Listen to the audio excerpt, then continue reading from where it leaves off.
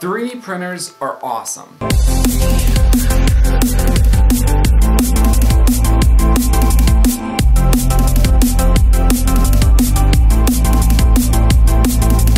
But this printer costs a lot of money, and it adds up when you have to buy all the plastic filament to actually make it work.